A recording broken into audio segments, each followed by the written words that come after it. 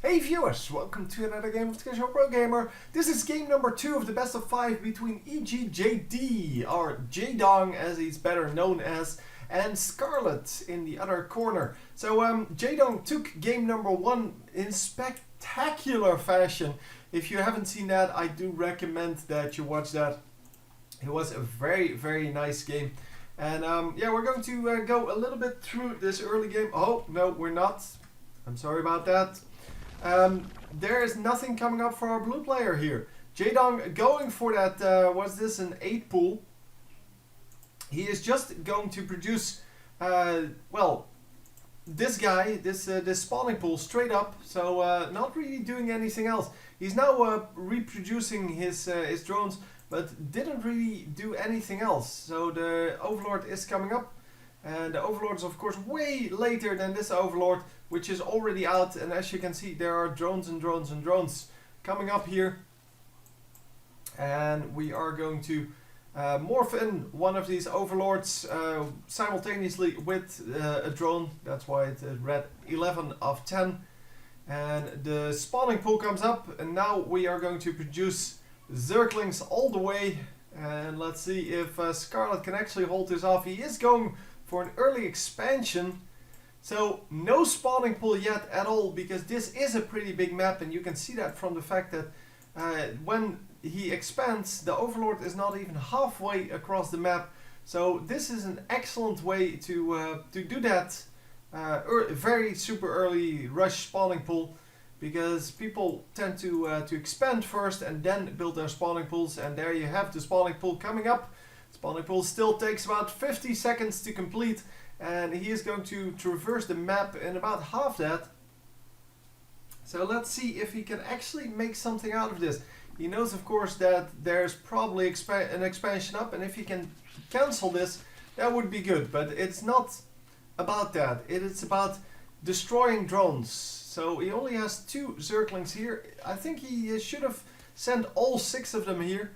And then made his reinforcements clean up that hatchery, because he is trying to micro. Look at that micro, just trying to get damage done on this drone only, because well, all of the other drones are not going to go down as easily. And well, there are the Zerglings now. The Zerglings are going to come out, and 1 drone goes down only. Yeah, everything is down here. And well, the hatchery went down, but that was not a very interesting fight, because it's a hatchery versus 6 or 8 of these Zerglings. That is of course not really the point. Yeah, the Zerglings are out now. He did get a hatchery, so that's a full 300 minerals. And he did get 1 drone, I believe, or 2 drones. He got 2 drones. But all in all, it's about equal. So it does seem like he is way ahead.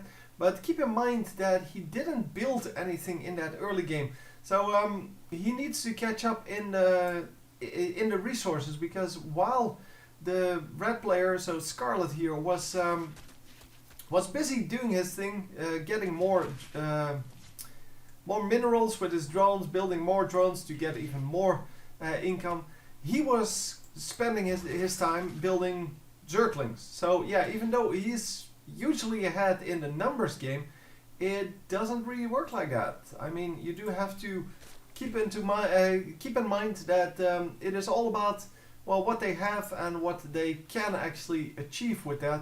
Of course, you can see here that the armed forces here, so the army basically, are a little bit higher for the red player still.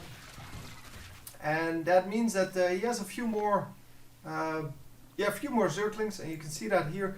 The Zerglings and the Banelings coming in now. And are we going to be able to hold this off? Because this is going to be the moment that counts. His hatchery is not up yet, so he can still cancel that, and he should cancel that, because there is really no way this is going to stay alive. And I think he made the same mistake. Or mistake, it's a tactic. It's a tactic. He's going for the tactic where he's just going to sacrifice this just to delay his opponent from getting into his base. But there are not enough defenses here. There is nothing he can do against this invade, and yeah, why didn't these Banelings just detonate. Yeah, there you go. So this is what we expected. This is what we were waiting for. All of the banelings just detonating on those drones. 7 drones killed. And we are retreating. So currently, both of them lost a hatchery. And, well, our red player is rebuilding quickly.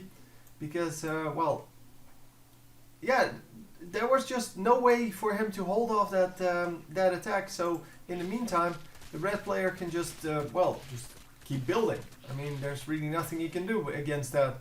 So the hatchery will go down once again, but will it get cancelled this time? So far, not so much. Well, you do cancel in the last, at least, well, like 50 hit points. I mean, that is pretty easy to do. For these players, that is. It is, of course, really important not to cancel too early, because you don't want to lose a hatchery that you shouldn't.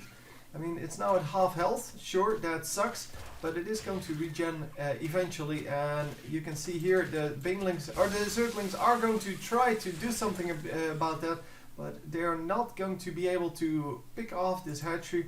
And these zerglings actually come out ahead. The banelings, of course, helping out greatly there.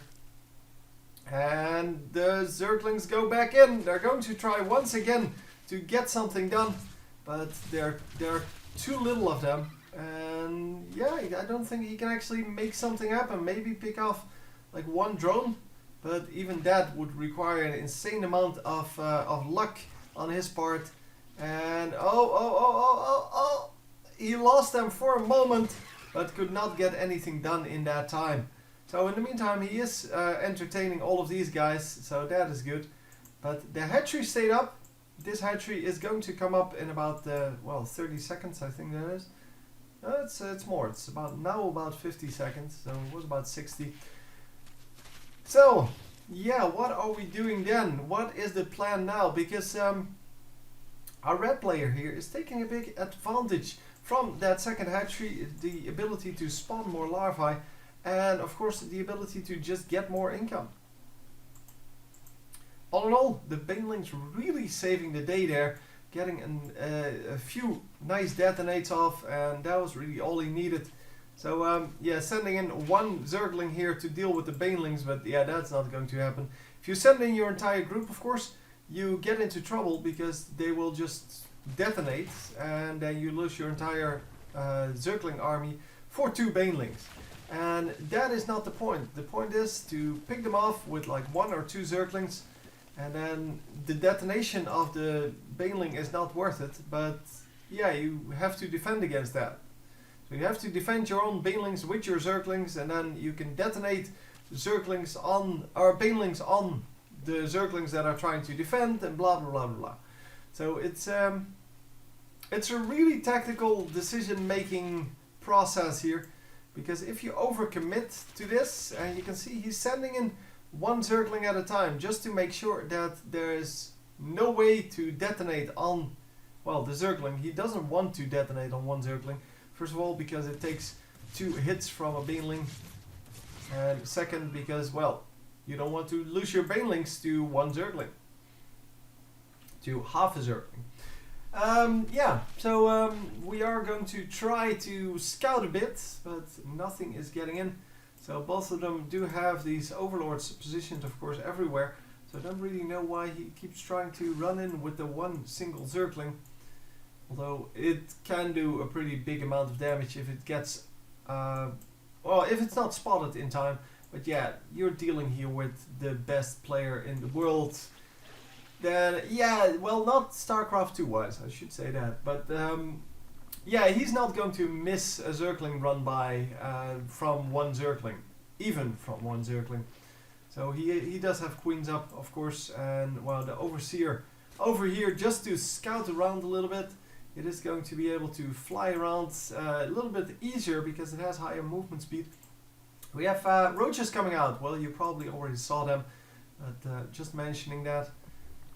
And does his opponent... No, his opponent is going for a Spire, which is interesting because Spire... Whoa, that was a lot of banelings lost. He is going to try to detonate all of these buildings, I guess. And yeah, all of the spine crawlers are going to go down. There are 2 spine crawlers still up, but the roaches should make short work of those. However, he has very, very little roaches. There are not enough, I believe, but yeah, more are coming in. A few Zerglings to help with the damage, and he still has 2 healthy ones, 2 not so healthy ones, and they should be able to at least get something done, get some workers killed or something like that, and at least yeah, get some damage done. But yeah, look at the Mutalisk, man. The Mutalisk already has 8 out. He needs about, well, 12. There are now it's 10. He needs about 12 to hold off the pushes from these roaches, but I think he has that. I think he has that covered, because there are no more roaches in this base, and of course Zerglings are not going to do anything against this. Yeah, he needs anti-air. That's all there is to it. No anti-air yet. There comes the Spore Crawler though. Spore Crawler going to be up here as well, I believe. No, not, yeah, there it is. There it is. There it is. So Spore Crawler is going to come up. And Spore Crawlers combined with Queens should be good enough. He's building 2 because that's what you normally do. Yeah, building 2 in both bases. And that is going to defend against these Mutalisks at least a little bit, but they are still going to be very, very hard to deal with. Zerglings coming in just to harass, as long as the Mutalisks are not there. Yeah, look at those Mutalisks just doing their damages. He now has the 12, yeah, in fact has 13 of them. And look at them doing damage, man. So much damage done. So yeah, the Mutalisks are going to be a little bit scared of those Spore Crawlers. But yeah, it's not nearly enough. He picked up so many of the Overlords. And yeah, he's minus 10 now in the Overlords. Lost 5 Overlords there, assuming that he had as many as his opponent. Very nice switch there. He made it work because there weren't enough roaches out. So yeah, there were a lot of Banelings who all detonated on the Spine Crawlers. But the Spine Crawler defense still held for the most part. He lost something like 5 Spine Crawlers in total, or 6. But only 4 roaches came out, and he immediately had 8 of these Mutalisks to deal with that. And yeah, all in all, just a very good tech switch. And yeah, it's a good counter tech switch to the roach switch, which came out first, of course. Anyway, hope you enjoyed, and I will see you next time. GG.